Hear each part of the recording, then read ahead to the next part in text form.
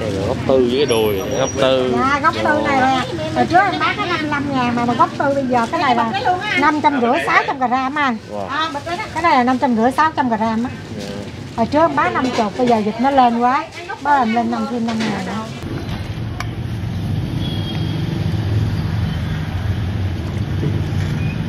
Rồi, ra ngoài. Cái tư miếng sa tế.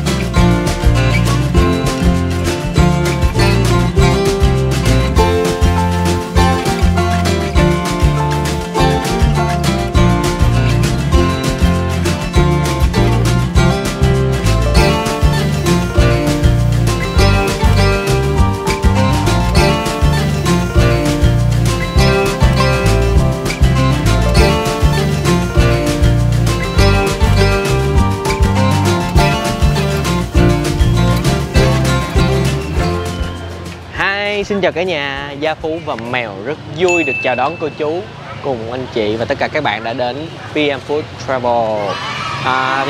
Bây giờ là khoảng gần 7 giờ sáng.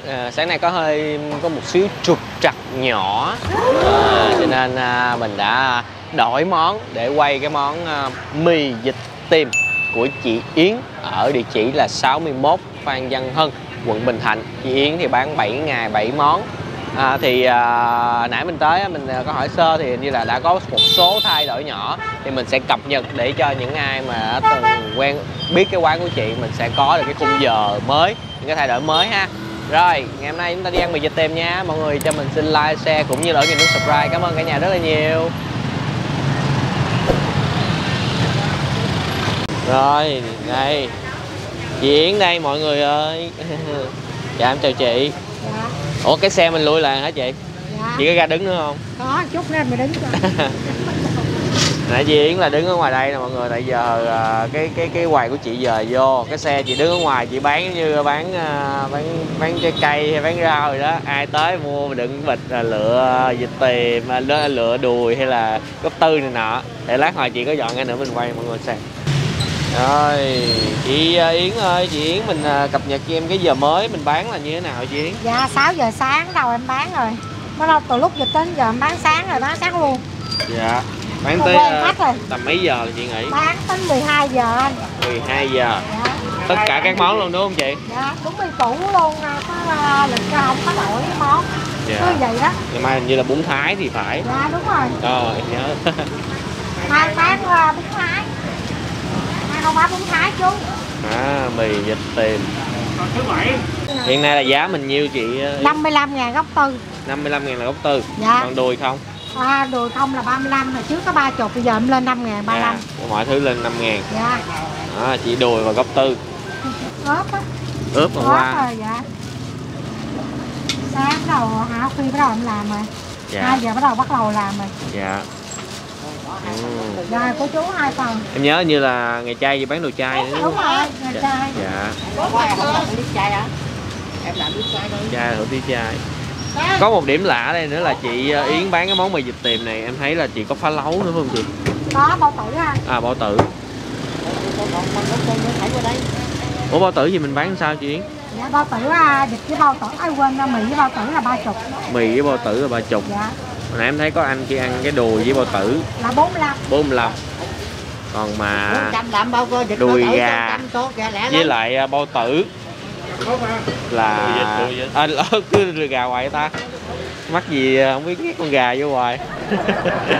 Đùi vịt với lại bao tử là 65 hả chị hay sao chị? Vịt với bao tử là 85 á. Vịt với bao tử thường là 40. Gốc tư á. Với bao tử là 85. Dạ. Alo. Ai chưa có ăn rồi cái đó là mình có. Đây con đây. Chừng nào chị lấy. Rồi chị bán luôn ha. Qua đây lấy không? 5 phần cho các chị kia chứ hộp với nước đó. Cái hộp Đây, bên đây là chị trụng mì. Nè, vịt bao tử nè, vịt bao tử nè. Đây nè, đây ốc thường á anh. Ủa, Trâm ăn bao tử hay thường nha? Vịt bao tử.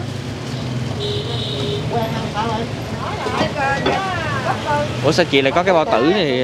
À, nhiều khi khách thích á. Dạ. Khách thích làm giờ thích ơi, qua thích cái gì là em bán theo ý thôi. Tự nhiên khách đi ăn mì vịt tìm yêu cầu mà bao tử vậy hả chị? Lạ hả? À có cái một phần của phi lê nữa nè. À, cái của cái ức đúng không chị? Cái ức. Cái đó nửa bên ha. Ừ. Anh ơi, bi bên anh ơi, chanh. Nửa bên vậy là mình cũng bán 30 luôn. Dạ, nửa bên là bán 30. Rồi, mình qua coi nồi nước lèo nè mọi người. Tư hơi thường anh. Nồi nước lèo thì cứ lâu lâu chị sẽ thả vô cái táo 45.000. nấm mèo. Ồ. Ủa cái này chị có thả thường không? Em thấy cái nồi này Em nấu đến em sợ táo nó nát anh. à là bán tới đâu mình cứ bỏ vô. Dạ, em sợ nó nát á. Dạ. Mọi người cũng để ý thấy cái nồi nước lèo của chị ha.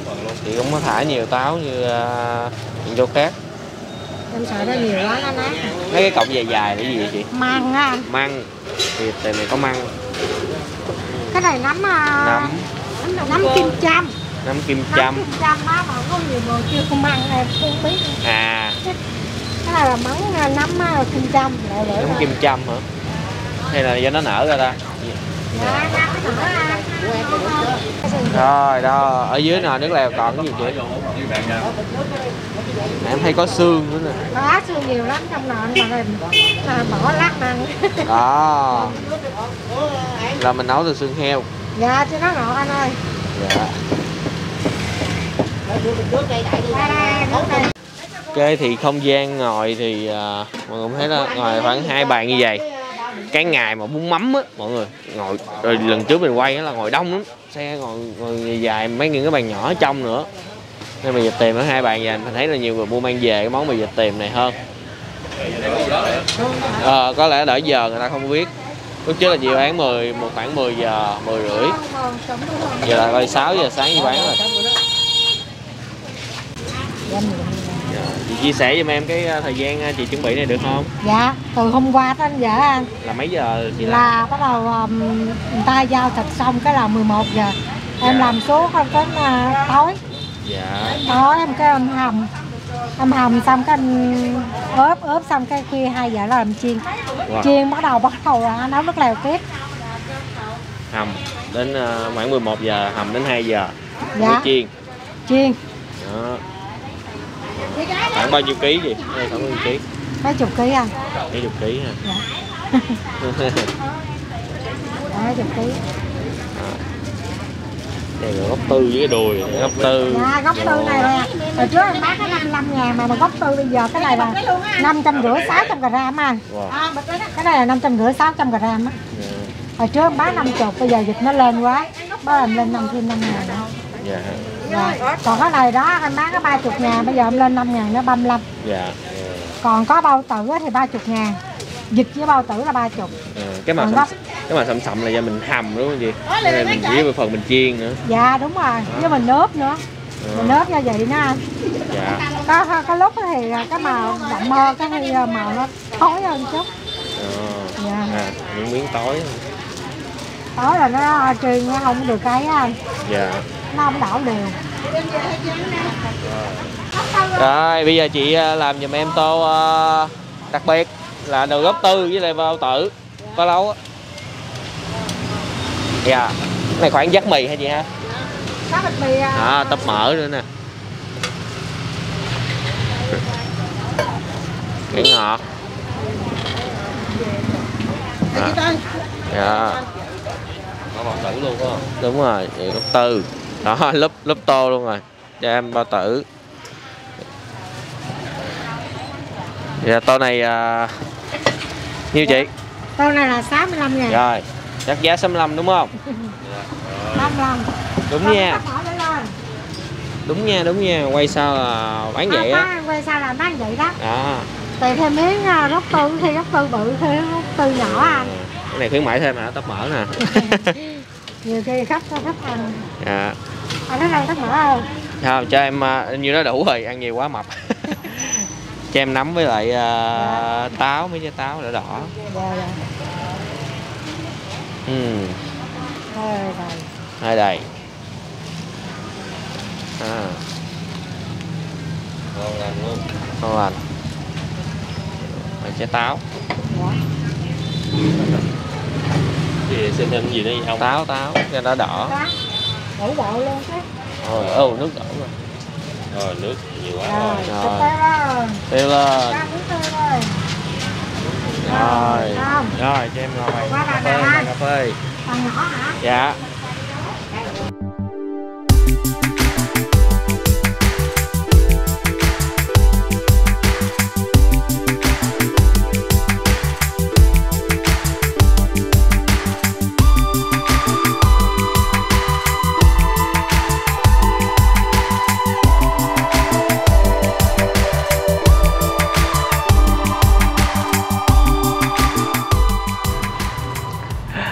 Ok, trước khi ăn cho Gia Phú xin lỗi tất cả mọi người, thì vì nãy giờ mình nói lộn từ vịt thành gà, giống như là mình quay ăn gà bây giờ lâu rồi không có ăn vịt, cho nên là trong đầu nó cứ luẩn quẩn cái con gà nó chạy trong não á.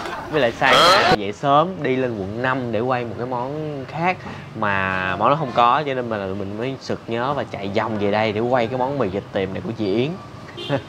Nên mọi người thông cảm nha. Rồi thì mình đã trước mặt mọi người đang là một cái tô đầy ụ. Ăn tô này là no tới trưa. 65.000 một gốc tư và có phá lấu. Quá hoành tráng đúng không mọi người? Nấm với táo là Phú có xin thêm nha. Lươn lẹo. Ở đây thì nước chấm là sẽ có nước tương và giấm tiều. Thì cái này là mình nhờ chị Yến làm luôn cho nó đúng công thức á. Rồi chị làm một cái chén như nè. Đó, tương và giấm tiều. Đấy. Rồi cái này thì lạ quá, mình không biết. Có đu đủ. Với là chị có một cái chai sốt gì đó, chị xịt vô đây và bỏ sa tế lên đây. Đó, cái sốt nè, nước nè. Mình chưa biết cái nước gì. Nó sệt sệt. Ok, Gia Phú xin mời cô chú anh chị và tất cả các bạn chúng ta cùng thưởng thức tô mì vịt tiềm 7 ngày 7 món của chị Yến. Ok, thử một miếng nước lèo nha, trời ơi, tràn tô luôn mọi người ơi. Nước lèo có màu trong rục màu vàng nâu. Ôi trời.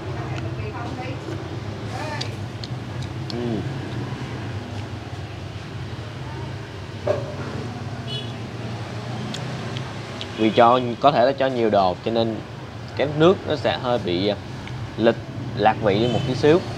Thì trong cái nước này Phú thử á, thì Phú thấy là khi nếm thì nó thanh, cái hậu của nó ngọt đầm, nhưng mà rồi nó sau cái hậu ngọt đầm đó thì lại là cái vị ngọt của xương, cái vị ngọt của xương nó đậm lên một tí. Nhưng mà cái vị này nó tan nhanh lắm mọi người, nó không có bám vị lại trong cái miệng mình nhiều. Ok, không có bị ngấy dầu mỡ nhiều. Ok, bây giờ đại dương của chúng ta nó đầy quá, để Phú lấy cái này ra. Đó, mới ăn được mì chứ. Chà, trời, gốc tư nữa mà. cái gì Rồi. Nấm ở đây chị Yến xài những cái nấm bự luôn, chứ không phải cái dạng nấm bình thường. Là có nhiều chỗ xài cái nấm này nè mà nó nhỏ hơn tí xíu nữa. mì thôi. Mì.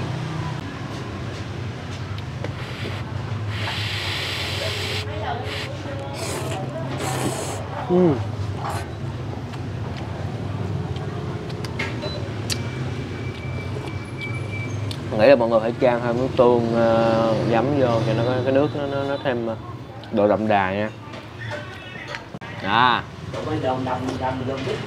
Lúc này cái nước sậm hơn mà nó có cái độ mặn hơn. Ăn mì chung mì nó lạc lắm.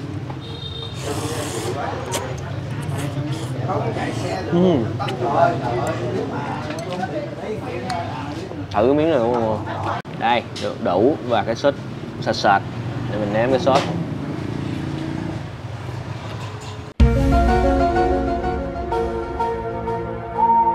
Cái sốt này giống cái gì tôi quên.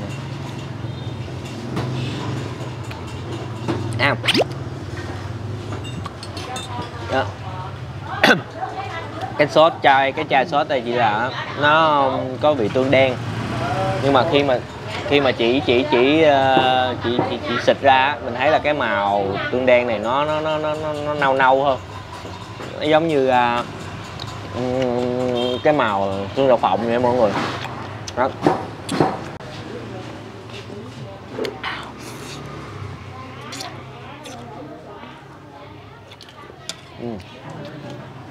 Trộn Mỹ đây á thì nó sẽ không có cái độ dai giòn của sợi mì này. Còn có lẽ là thẳng ly để thôi nữa. Dạ. Lộn nhau nữa. Cảm ơn chú. Lần trước á mình ăn đây thì là cô bán, nghe chú bán. Có thể nãy mình nói là tới sợi mì đúng không? Có thể là để khi mà ra đây nè, nước nóng nữa nó sẽ còn giữ được cái độ dai của sợi mì ha.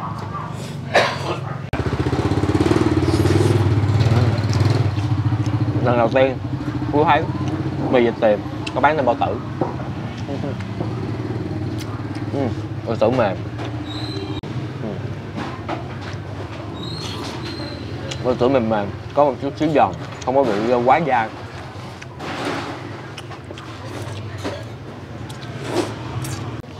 Bỏ thử thêm một cái miếng vô nước cho mọi người. Cái này dĩa này nhìn cũng hấp dẫn quá.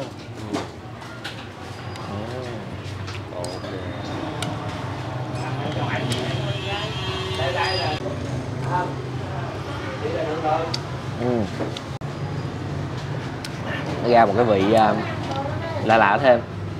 Đây, ở đây chị nấu là táo chị lấy hột ra luôn nè, nó bung ra luôn cái trái táo cho nên nước nó ngọt lắm.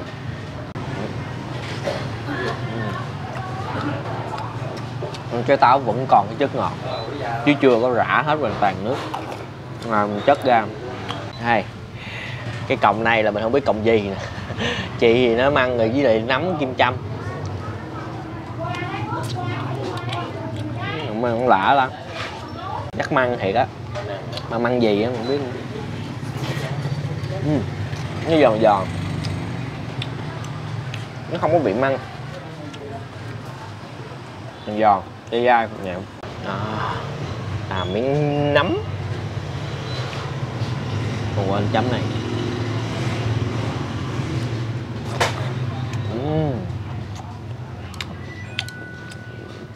Tấp mỡ, cải ngọt.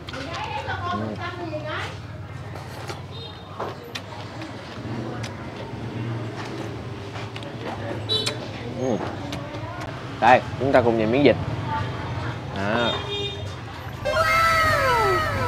Quá là bự. Mọi người lưu ý nha, thì chị bán có nhiều miếng vịt thì sẽ có những cái miếng nó đen đen sẫm hơn, thì mọi người có thể yêu cầu. Nếu mà những ai không thích, nhiều khi lỡ tới thì nhiều khi bán nhanh tay á, bán là lấy cái chị bán lấy cái đó. Bây giờ mình tách nó ra nhé, để xuống. Cắt cái đùi nữa. Giơ tay luôn, chơi giơ tay luôn.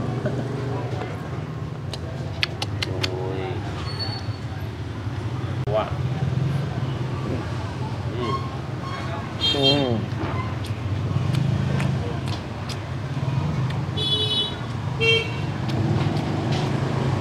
Cái xớ thịt gần cái phần da bên ngoài mọi người, nó có một chút giòn nhẹ. Phần này nó sẽ hơi khô một tí nha, cái phần bên ngoài.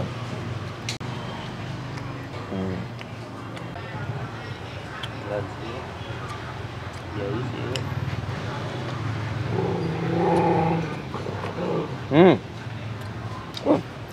Nhớ nha mọi người, bây giờ chị Yến đổi giờ bán rồi. Những ai đang quen của chị á thì cái khung giờ á là từ 6 giờ cho tới 12 giờ trưa. Lúc trước á là chị bán từ 10 giờ cho đến 2 giờ chiều.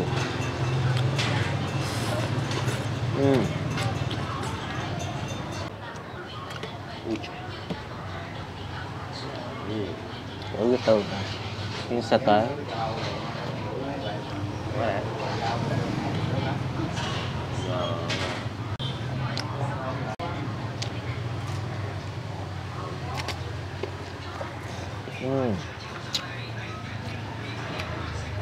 Thịt vịt ở đây á thì nó sẽ không có cái độ không có cái độ dai chắc của thịt vịt nhiều. Có thể là do cách hầm của chị. Không. Nó tùy cái xớ thịt. Vô. Dạ đảo quá em. Giờ miếng này ăn sao? Chan cái kia lên là thịt đảo luôn. Chan cầm cạp hả? Ừ. Tuyệt vời. Tra tấn khán giả.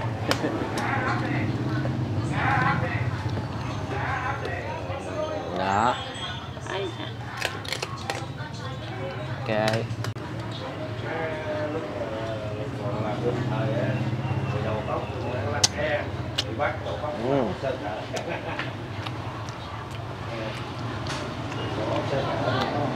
Cái phần da, phần mùi đó mọi người không có còn.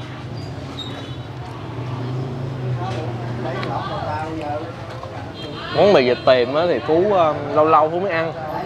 Phú cũng không có rõ là cái hương vị tiềm như thế nào là đúng. Thì theo như mình làm, mình quay cái món này á một số lần á thì mình thấy là nhiều bạn là có nhiều comment nói là chưa có phải đúng cái kiểu mì vịt tiềm đó. Thì ở đây thì chị Yến mình nghĩ là chắc cũng sẽ chưa đúng đâu đó. Thì hương vị ở đây nó ăn cũng là ở mức là ok thôi. Đối với nhiều người có thể là sẽ không có thích hương vị ở đây. Đúng không mọi người? Ok.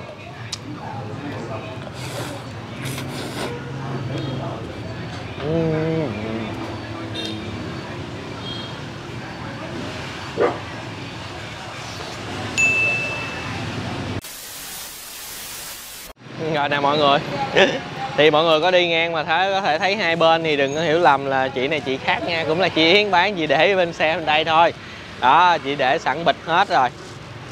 Ai ăn đùi hay gốc tư gì là có là chị lấy bỏ vô bán mang đi. Mà em thấy món này mua mang về nhiều hả chị? Dạ đúng rồi. Còn bún mắm thì lại ăn ở lại nhiều. Đó, rồi. Cảm ơn mọi người đã dành thời gian xem clip từ nãy đến giờ.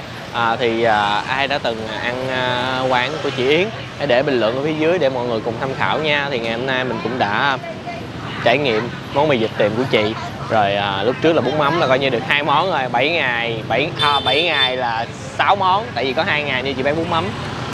Cái lịch bán mình sẽ để ở phía dưới nha. Thì trong quá trình hồi nãy là chị bán quá đông cho nên có thể là xảy ra sa sút. Thì mong mọi người cũng thông cảm cho clip này.